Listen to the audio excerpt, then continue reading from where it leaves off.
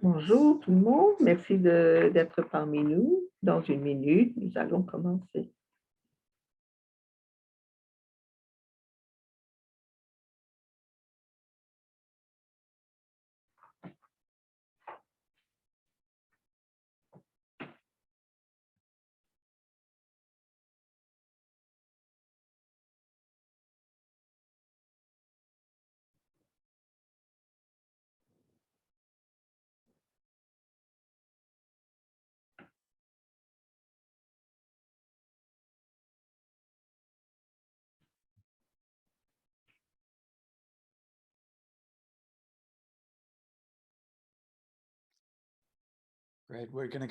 Bonjour, nous allons commencer. Merci pour votre présence dans notre discussion sur le rôle important des organisations confessionnelles d'approvisionnement de médicaments. Vous allez voir diapositives en français avec les instructions pour vous joindre à notre canal, notre chaîne. Et vous avez en bas de votre écran, petit bouton pour l'interprétariat. Vous pouvez choisir le français. Je m'appelle Michael Fleming. Je vais guider la session aujourd'hui. Connexion chrétienne pour santé internationale, CCIH, est reconnaissant de pouvoir vous apporter le séminaire concernant l'engagement avec le partenaire Momentum USAID mondial et notre partenaire pour livrer des services de santé pour les nouveau-nés maternels, les planning familial volontaire et le soin de santé reproductive dans les pays partenaires de USAID. Servez-vous de notre boîte questions-réponses sur Zoom pour mettre vos questions et nous allons répondre au plus que possible. Le webinaire est enregistré et vous pouvez donc le rencontrer sur notre chaîne YouTube de CCIH et notre site web ccih.org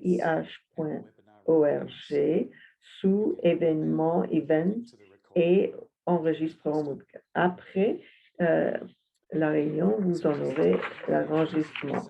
Maintenant, je me présente. Je suis expert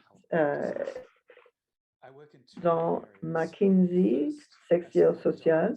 D'abord, je soutiens les procurement et de chaînes de santé.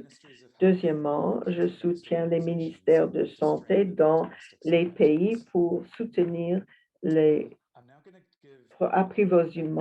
provisionnement de médicaments dans leur pays. Maintenant, je donne un peu d'informations. Vous allez entendre le terme DSO, Organisation Approvisionnement de Services. Plusieurs de ces organisations de santé donnent aussi approvisionnement de médicaments pour leur propre clinique et pour d'autres cliniques. Et nous appelons ces organisations organisations confessionnelles approvisionnement de médicaments, DSO. Importance de ces DSO au niveau national pour la santé, ce sont parfois en train de servir des milliers de personnes et d'organisations à travers leur pays, mais le plus courant servent centaines d'organisations et sont importants à des systèmes nationaux de santé. Le USAID Momentum sert plusieurs pays en Afrique pour mesurer la force de leur système d'approvisionnement et pour améliorer les lieux qui sont faibles.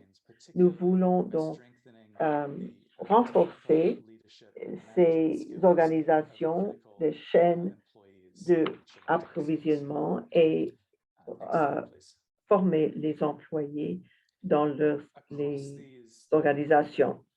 Dans les projets, à travers ces projets, nous avons des partenariats avec 8 organisations dans 5 pays au cours de notre projet. 3 représentants de ces DSO, Cameroun, Ghana et Nigeria, vont parler.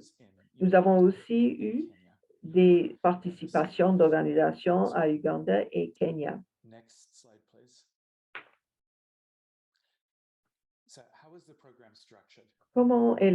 Quelle est la structure? Dans la première année, l'équipe a soutenu les DSO dans leur étude de leur propre organisation.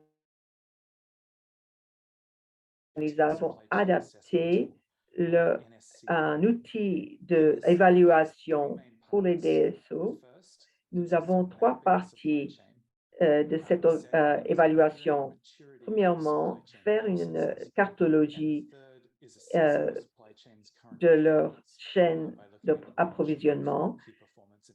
Deuxièmement, capacité de maturation de leur modèle. Et 3, les indicateurs de performance clés. Nous avons essayé d'étudier maturité et performance. Là, vous allez voir typiquement les résultats, comment nous avons fait notre cartologie de leur performance. Maintenant, implémentation de cette évaluation a eu lieu septembre 2020. D'abord, un processus extensif de planification des sites à visiter et la formation de ceux qui ont ramassé les données. Ensuite, ils ont fait la collection des données sur le terrain avec le personnel des DSO pour faire une analyse de chaque DSO. À travers les DSO, il y a plusieurs zones de fonctionnement qui avaient besoin d'être renforcées. Et chaque organisation a ses propres forces, mais ici, quelques exemples des types de domaines qui ont été identifiés. Et le concept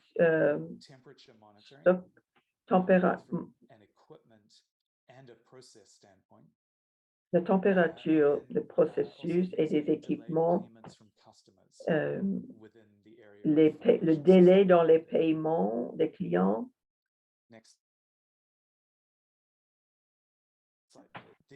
Prochain dia. Le résultat de ces études, nous avons essayé de renforcer un programme de renforcement de capacité de deuxième année. Nous avons eu des modules par le personnel, surtout l'entrepôt central, et nous avons aussi fait une formation sur le terrain des équipes et nous avons fait des expériences de résoudre des problèmes sur le terrain. D'abord, nous avons vu les 10 modules que nous avons développés pour cibler les 6 domaines de renforcement. Il y avait des techniques, prévision, distribution, gestion des entrepôts, la qualité, durabilité financière, capacité de ressources humaines. Après, nous avons fait cette session de formation avec les stagiaires sur des situations réelles de la vie pratique. Ils ont entrepris, chaque équipe, vu par exemple le stockage ou bien provisionnement des entrepôts. Et chaque défi était spécifique à l'endroit et l'équipe devait analyser le problème et développer des solutions possibles. Maintenant que je vous ai donné un survol de notre programme lui-même, j'aimerais demander à nos orateurs de parler. Je présente le premier de nos orateurs, Fidelis Nabango, pharmacien formé en Nigeria à l'université Ahmadu Bello Galouda, l'État. Il a licencié en pharmacie de Cameroun, plus de 14 ans de pratique et comme pharmacien et consultant international. Il a travaillé comme pharmacien en chef avec l'Église presbytérienne de Service de santé Cameroun depuis juin 2021, où il a été nommé comme directeur de service presbytérien au Cameroun. Il a d'expertise dans le provisionnement pharmaceutique, de gestion et les fraudes en pharmaceutique. Bienvenue tout le monde sur ce webinaire. Notre travail sommes localisés au Cameroun. Nous avons 5 territoires, lieux de travail, sud-ouest, nord-ouest, littoral, ouest et région centre, Cameroun. Prochain diapo. Dans les zones ruraux et urbains, nous avons 4 hôpitaux généraux, 3 complexes de santé, 5 hôpitaux ophtalmologiques et 3 satellites pour les yeux, des cliniques. Et nous avons 10 centres de santé intégrés et une dispensaire.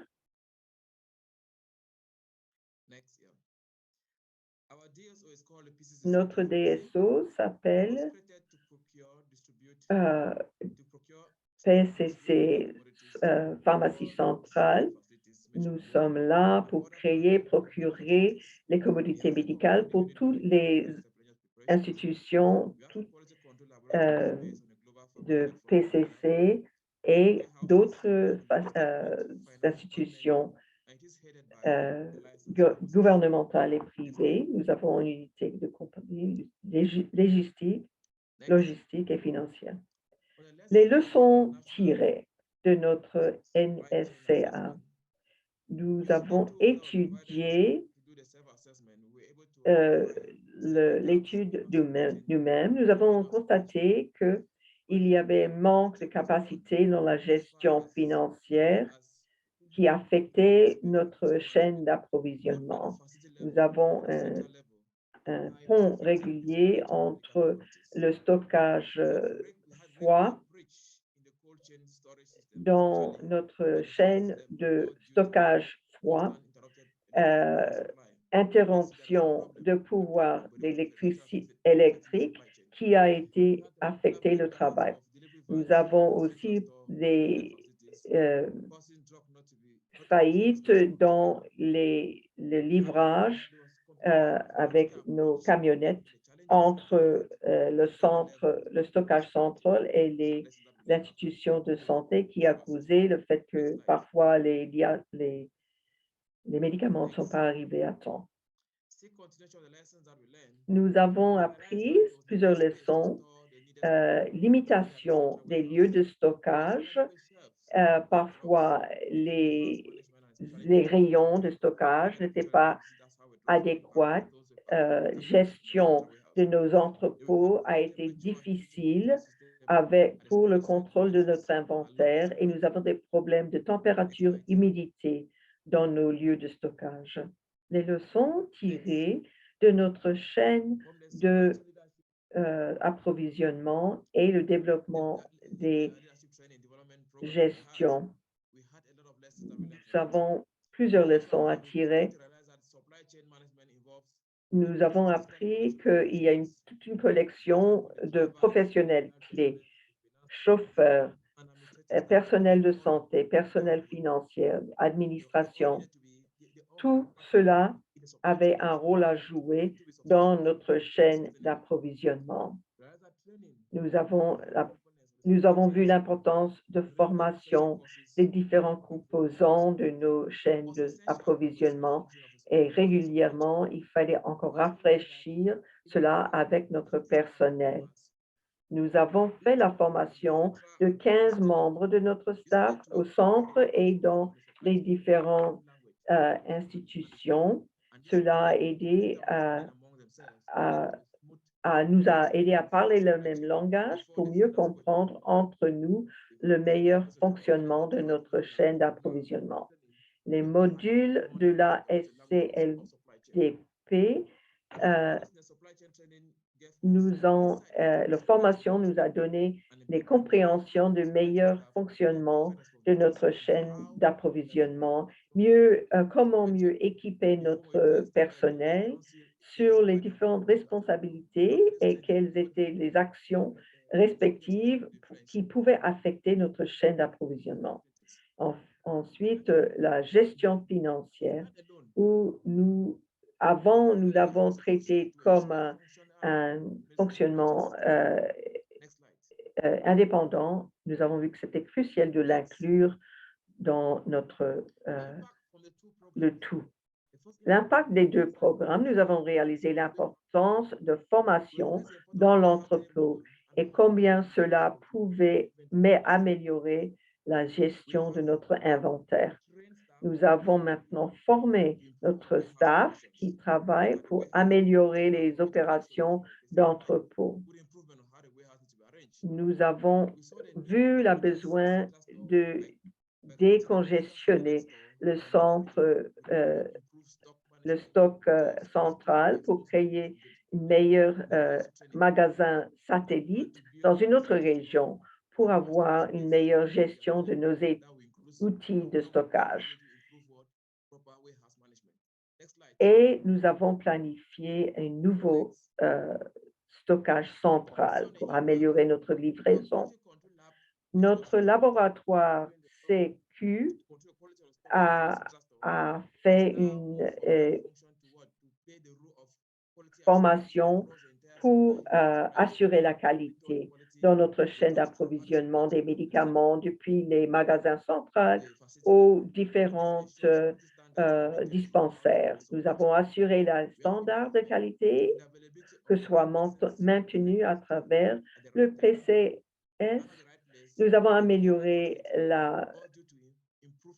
le fonctionnement de notre livraison des médicaments dans les quantités justes, au moment juste. Et l'impact, nous avons vu que les cours que nous avons donnés étaient incorporés dans la formation du personnel de pharmacie dans notre école de formation et nous avons donné un budget pour des séminaires de rafraîchissement pour le staff qui travaille à tout niveau dans notre chaîne d'approvisionnement.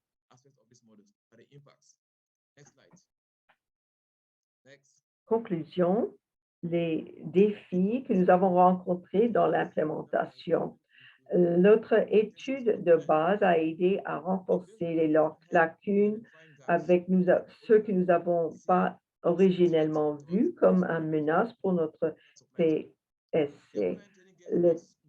Les formations en ligne nous ont donné une connaissance pour aborder les problèmes avec logique pour trouver des solutions. Et le plus grand défi était d'avoir une mobilisation financière pour adresser les problèmes identifiés et pour mettre en vigueur les activités pour résoudre ces problèmes.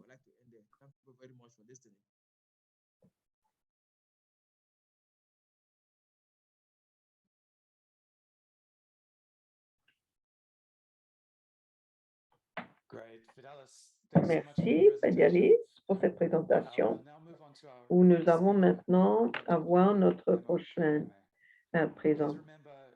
présentation, Dr. Paul Amo-Kereme. Souvenez-vous, vous pouvez mettre vos questions dans la boîte questions-réponses à n'importe quel moment. Et si vous avez des questions pour un des orateurs en particulier, indiquez cela avec votre question. Dr. Paul Amo-Kereme est ghanéen, passionnant, pratiqueur de santé publique, développement. Il a un doctorat en santé publique et maintenant poursuit un autre doctorat de développement administration philippine. Il dirige, directeur de PISCA Centre médical et travaille avec maintenant les services adventistes de Ghana. Il a récemment accepté une position comme directeur de santé pour West Africa, qui opère maintenant à Abidjan, mais responsable pour 22 pays. Merci pour cette occasion de faire partie de ce programme Momentum. Donc, le service de santé adventiste du Ghana a 36 différentes institutions au Ghana, hôpitaux et cliniques. Le plus grand fournisseur de services de santé au Ghana. Nous avons le numéro 3 sur les services de Ghana. Nous avons des milliers de patients par jour.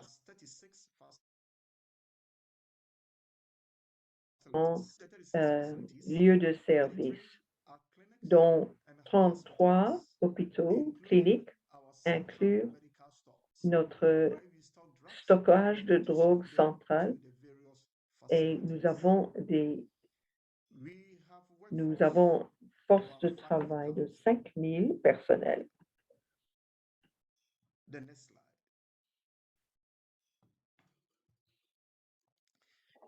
Let me quickly share with you our Je vision. partage avec vous notre vision, mission. Nous voulons gagner des âmes pour Christ à travers une approche holistique de soins de santé de qualité pour les familles, les maisonnées, les communautés et traiter les êtres humains avec dignité, respect et tolérance. Voici notre mission et notre vision, c'est de créer futur où chacun de nos institutions, hôpitaux, cliniques et centres de formation sera fourni de façon adéquate pour faire le travail. Les leçons tirées dans notre évaluation de chaîne d'approvisionnement nationale, nous avons une computation niveau de stock. Nous avons comparé ce que nous étions en train de faire avec le standard mondial et les paramètres de nos indicateurs de performance clés. Donc, que faisions-nous dans nos institutions?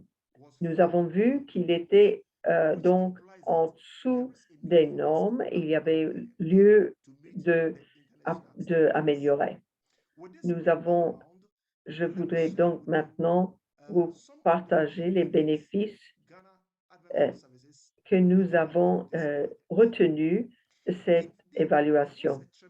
Nous avons pu améliorer la computation des niveaux de stockage minime, maxime et restockage et urgence des différents centres de travail.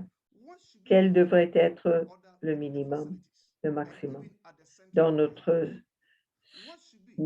entrepôt de stockage, nous avons déterminé quels devaient être les produits d'urgence sur lesquels nous devons être prêts à fournir. Nous avons aussi pu minimiser notre syndrome de stock, épuisement de stock. Et rapidement, nous voulions former d'autres produits. Comme je viens de dire, nos facilités fonctionnent mieux pour prévenir les épuisements de stock préventibles et avoir un stock à tout moment, réduire les syndromes d'épuisement de stock. Aussi, nous avons pu nous adhérer à des standards de base pour les chaînes de provisionnement. Nous faisons maintenant cela de façon uniforme nationalement et nous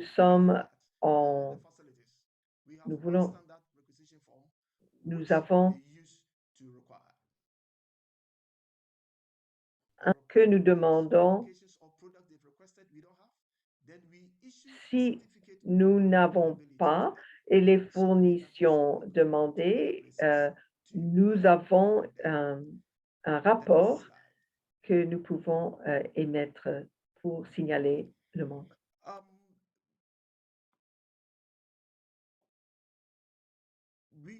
Nous avons aussi pu identifier quelques manques dans le système de financement des chaînes d'approvisionnement, les relations dans les chaînes d'approvisionnement,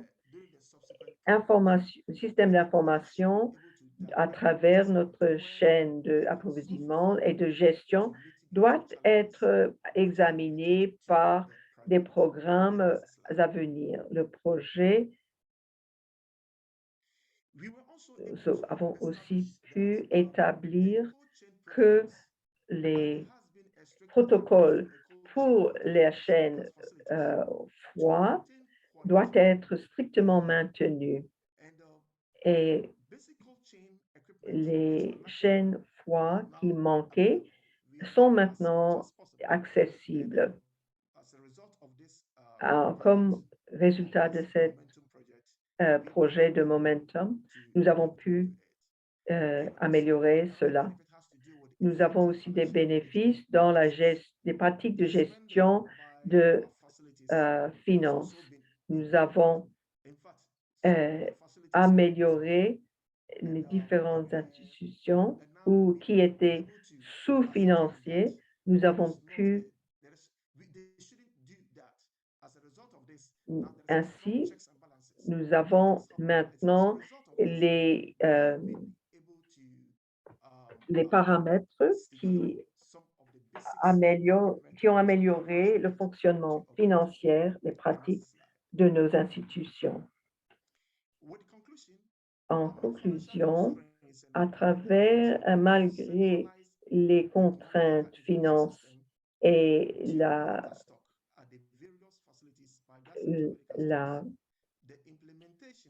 fournition des informations, nous avons pu monitorer le stock de différentes institutions de notre réseau pour améliorer l'implémentation de ces. Nous avons vu un succès. Merci et que Dieu vous bénisse. Merci beaucoup, Dr. Paul, pour cette présentation. Nous allons maintenant avoir notre troisième orateur. Souvenez-vous que vous pouvez mettre vos questions dans la boîte pour questions-réponses pour avoir. Si la question est pour un des orateurs en spécifique, indiquez-le. Jonathan Mangadogo, directeur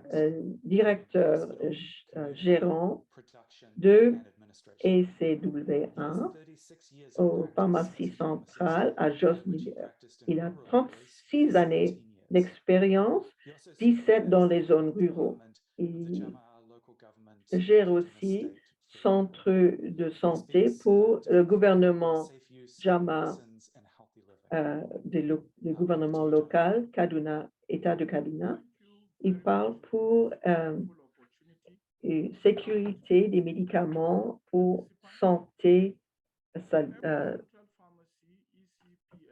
Notre pharmacie centrale, ECPL, est un DSO confessionnel qui se distingue pour la qualité des produits et des services.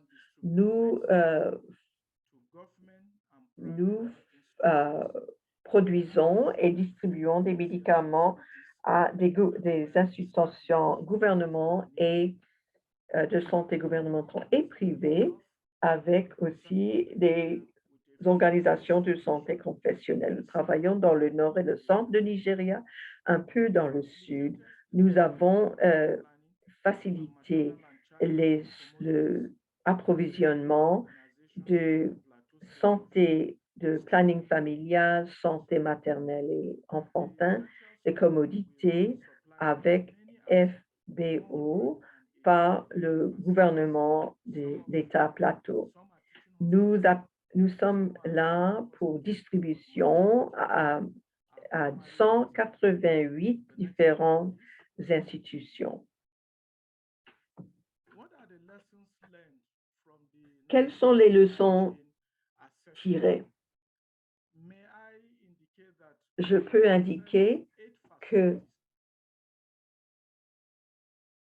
nous, établissements, nous avons pu voir leurs prévisions dans le fournissement de la consommation et nous voulons découvrir les forces et les faiblesses de nos systèmes. Nous voulions aussi faire des prévisions de provision. Nous avons découvert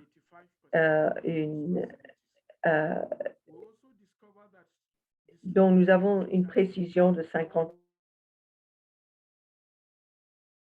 Et aussi les défis au niveau de distribution avec les routes en mauvais état, les infrastructures,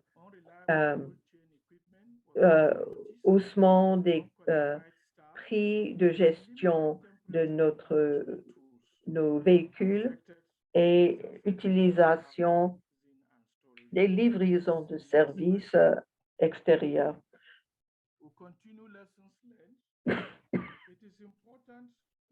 Pour continuer les leçons tirées, c'était important de savoir le contrôle. Ce service de planification et durabilité était affecté par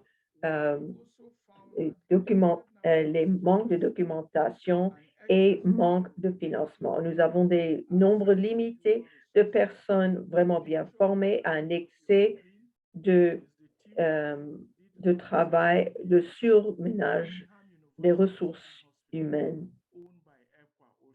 Et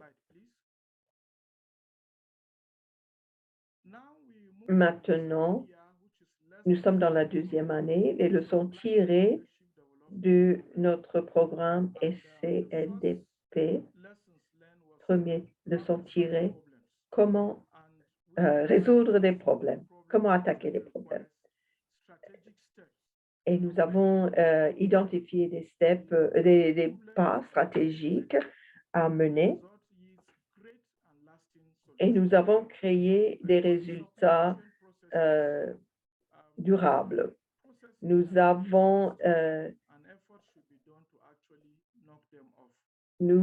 devons réduire les dépenses ce qui empêchait notre chaîne d'approvisionnement.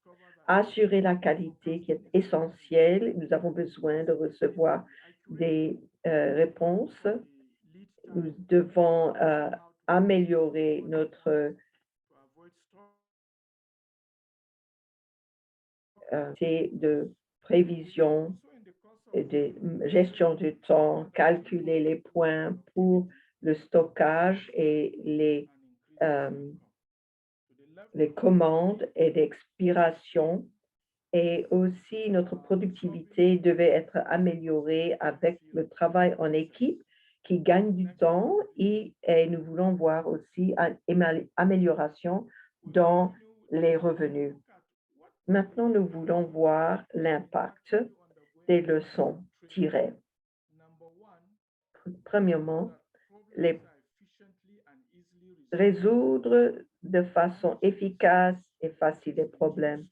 Nous avons vu que le stress de gestion a été réduit et l'efficacité du emploi du temps lorsque nous faisons des opérations d'entrepôt, organisation et amélioration de gestion de l'entrepôt, amélioration dans le niveau de synergie de l'équipe pour la gestion qui a mené à des meilleurs résultats et des résultats plus compréhensibles et une gestion de notre stockage dans les entrepôts. Nous avons eu des façons de garder nos records plus durables, effectives, façon de sur les médicaments, surveiller des qualités, recevoir la réaction de nos clients, développement de standards de procédures, d'opérations, formation et reformation régulièrement de notre staff, amélioration de satisfaction de nos clients et création du bureau d'assurance de qualité. Si nous voulons maintenir, avoir durabilité, nous avons besoin de quelqu'un qui surveille et qui assure la compliance. Donc, la conclusion, le programme d'études nationales de chaîne d'approvisionnement était effectif dans son identification des forces et des lacunes pour les DSO et préparer le staff des DSO pour la formation SCLP majeure sur les services des DSO, spécialement ECPL. Pourtant, nous avons été affectés par manque de fonds de financement. Merci pour votre présence, votre attention. Merci beaucoup, Jonathan. Merci à nos 3 orateurs. Maintenant, nous voulons vous donner la possibilité de poser des questions. Mettre, s'il vous plaît, vos questions dans notre boîte Q&A, questions-réponses. Fidelis, quelles sont les nouvelles activités QA que vous avez introduites dans notre chaîne d'approvisionnement? Merci.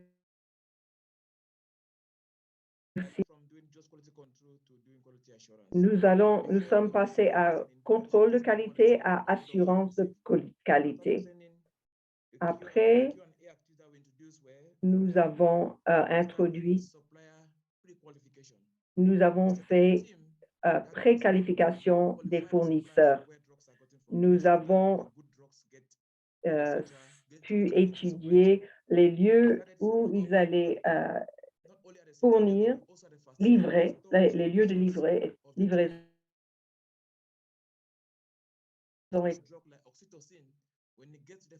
Lorsque la personne arrive avec les paquets dans les maternités où cela va être utilisé.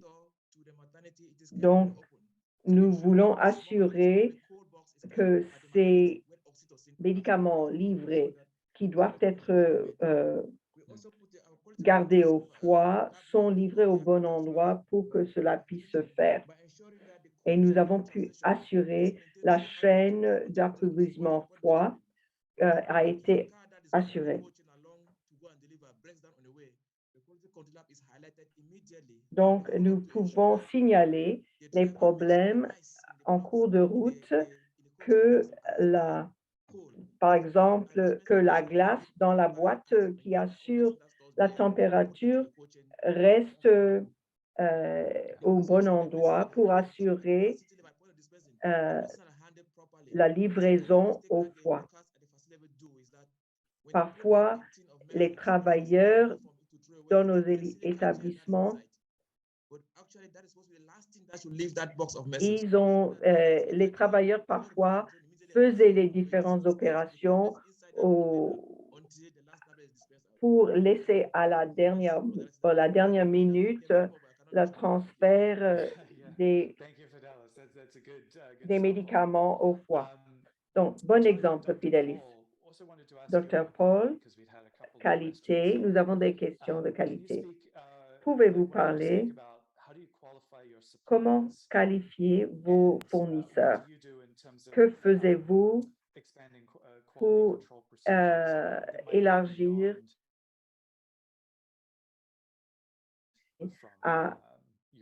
au-delà d'analyses spécifiques? Sur la qualité, nous donnons beaucoup de... Nous croyons, nous prêtons attention à la qualité des médicaments de nos fournisseurs. Minimum de 2 années ou plus. Ça dépend de notre produit, bien sûr. Après ça, lorsque nous recevons les médicaments, nous les envoyons sur demande à différents établissements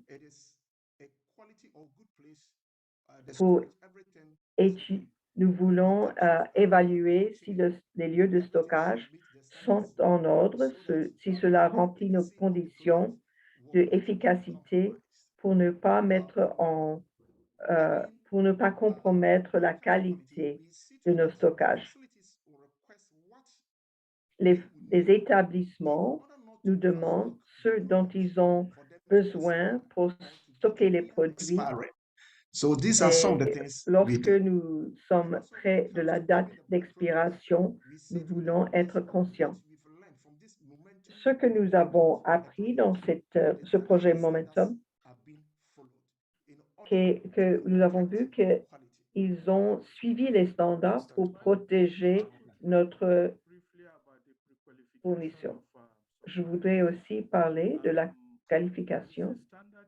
Il y a des standards dans nos pays pour les fournisseurs qui travaillent avec nous. Nous demandons, nous recevons les documents.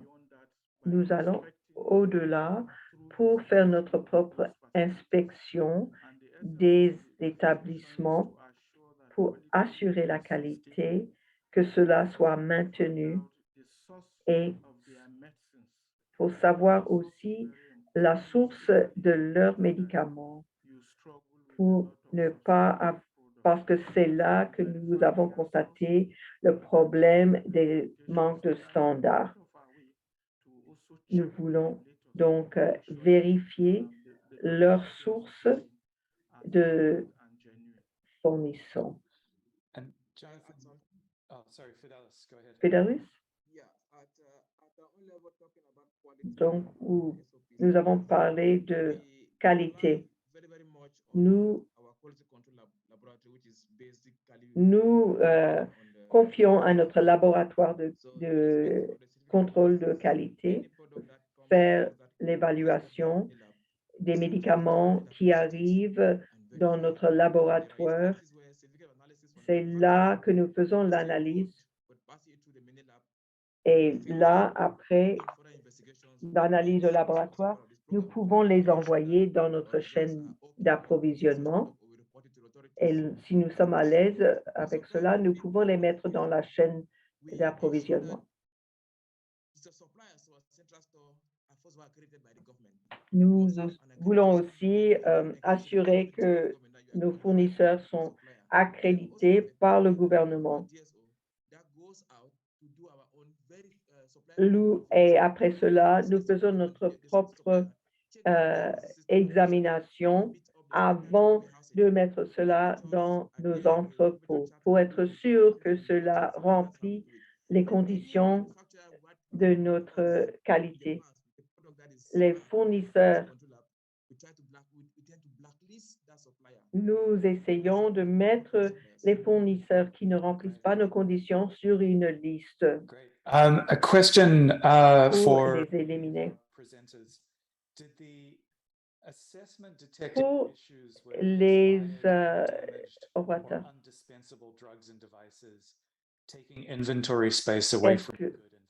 est-ce que vous avez trouvé que les mauvais, est-ce que l'inventaire expiré ou dommagé, expendable, a remplacé ou a pris de la place dans vos stockages qui auraient pu être occupés par le stock? Nous avons eu les problèmes d'épuisement de stock. Nous avons minimisé la possibilité de surstockage. Parfois, nous avons vu un problème. Ils ont trouvé quelque chose qui était bon marché pour. Ils n'ont pas vu la nécessité de les acheter, mais il y a limite de ressources. Et il y avait un problème, il n'y avait pas eu un gros problème de produits dommagés ou expirés. Oui, il y avait observation des produits expirés. La raison, avant ce projet, le stockage central médical, ils ont mis cela en considération. Comme résultat, il y avait des produits qui étaient expirés. Mais maintenant, avant qu'un produit soit envoyé, il est basé sur notre centre, notre stockage médical fait des prévisions de ce qu'ils vont procurer comme fourniture pour être conscient des dates d'expiration dans les produits. Fidelis? Comme nous faisons nos propres études au niveau des établissements, nous mettons un système en place où les médicaments expirés sont renvoyés au centre. À chaque endroit, ce qui n'est pas utilisé pour ne pas prendre la place des stocks viables dans les entrepôts, nous renvoyons tout ce qui est expiré. Thanks. Merci. Quelques questions pour Dr. Paul. Trois questions ensemble. Combien de patients est-ce que vous voyez chaque année? Deuxième, est-ce que Ghana a NHIS et quel est le plus grand défi pour votre chaîne d'approvisionnement? Ghana, nous opérons avec un système national de santé. Cela nous aide beaucoup. Ceux qui sont marginalisés, qui ne peuvent pas payer des services de santé, peuvent visiter les cliniques, les hôpitaux lorsqu'ils sont malades. Comme résultat, beaucoup viennent dans nos hôpitaux. Dans l'année 2020, GAS a vu plus de 800 000 patients, plus de 800 000 patients dans l'année. Yeah. Voici pour la question. Cela Cela aide à montrer le rôle qui peut être joué par les DSO au niveau national et international. Thank you very much. It is a Merci. What do you consider to be GAS's greatest supply chain challenge? Quel est votre défi, le plus grand de vos défis de chaîne d'approvisionnement?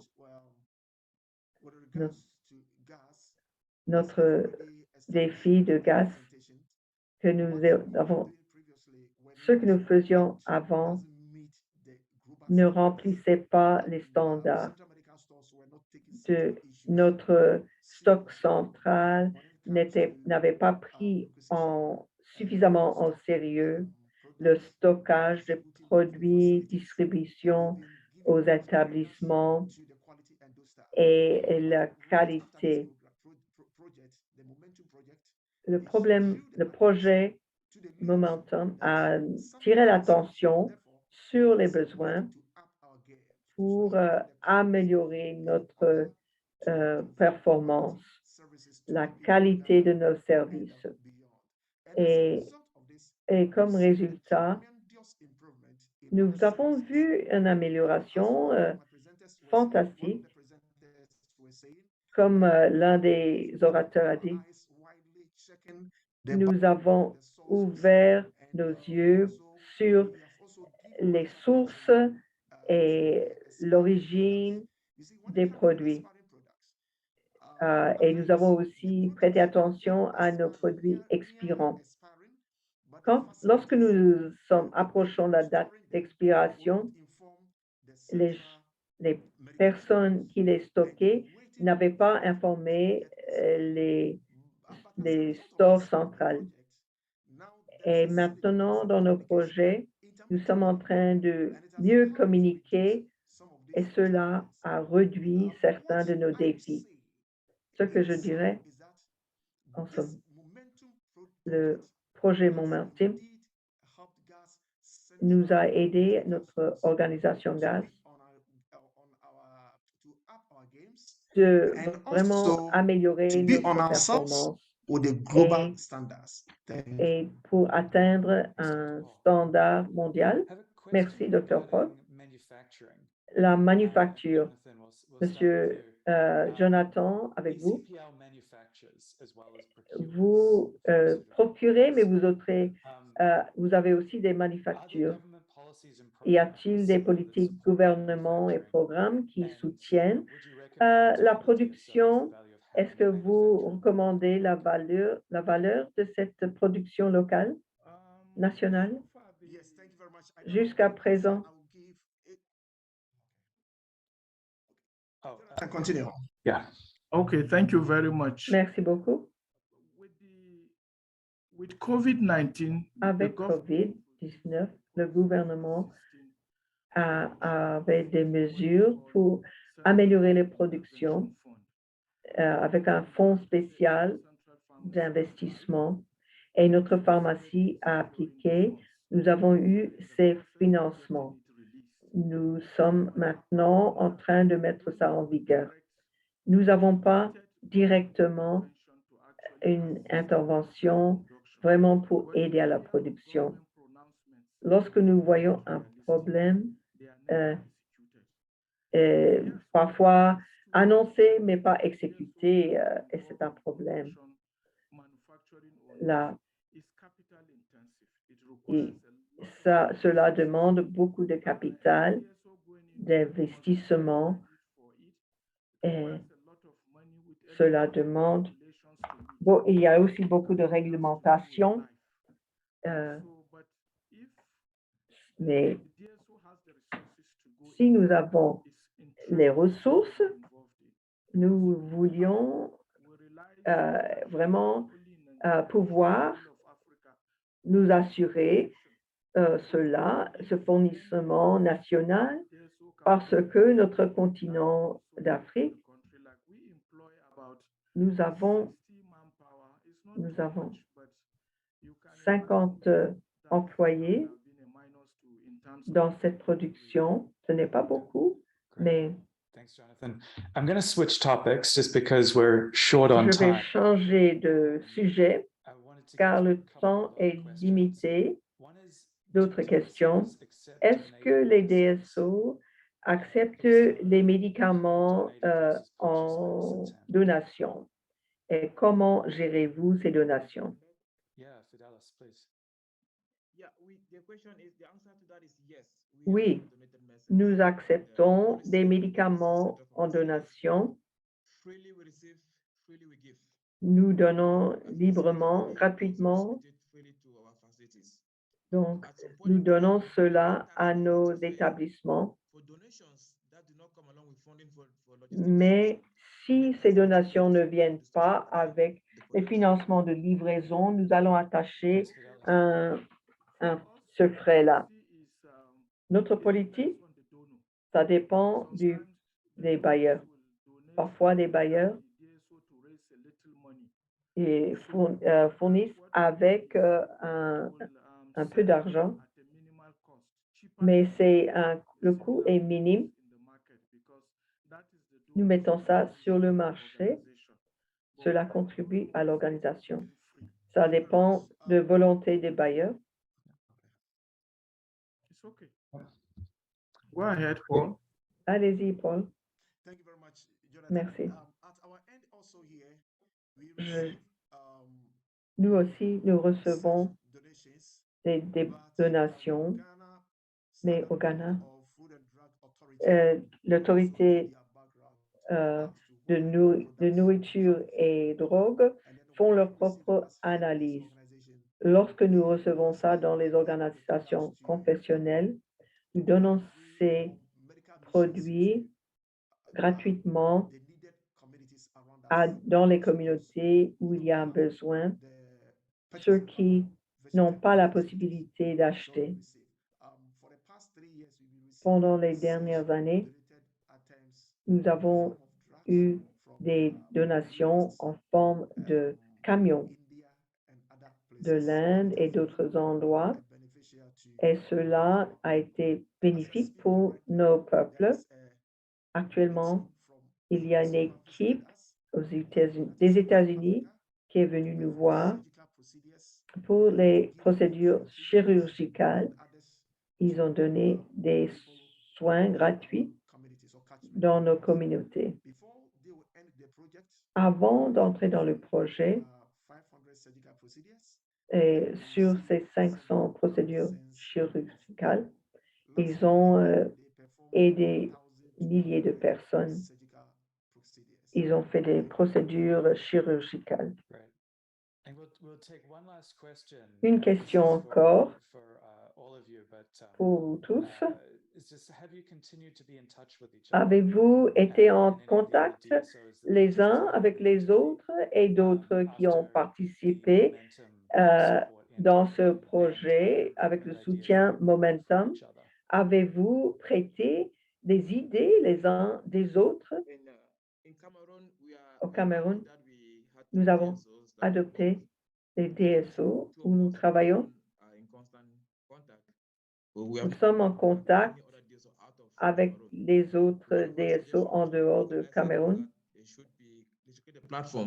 Nous voulons créer une plateforme d'échange à travers. Nous sommes en Nigeria, Plateau. Nous avons échangé, pas tellement.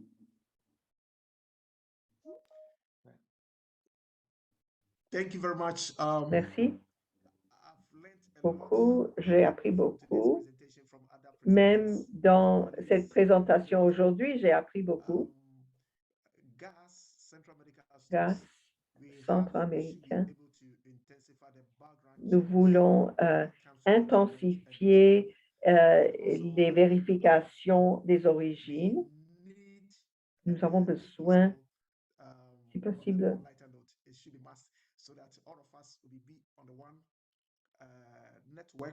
être sur nous devrions être sur un réseau pour partager nos idées parce que nous voulons vraiment améliorer ce que nous faisons dans nos différents établissements. Donc, partage et partager les compétences, les connaissances, traiter des idées, cela nous aide. Je vous remercie tous pour votre participation. Grand merci aux 3 orateurs aujourd'hui. Merci, cette occasion très rare que nous apprécions beaucoup. Merci de cette occasion que nous faisons ici. Merci aux membres du panel depuis Cameroun et merci de nous aider à faire sortir le bien. Je viendrai vous voir au Nigeria.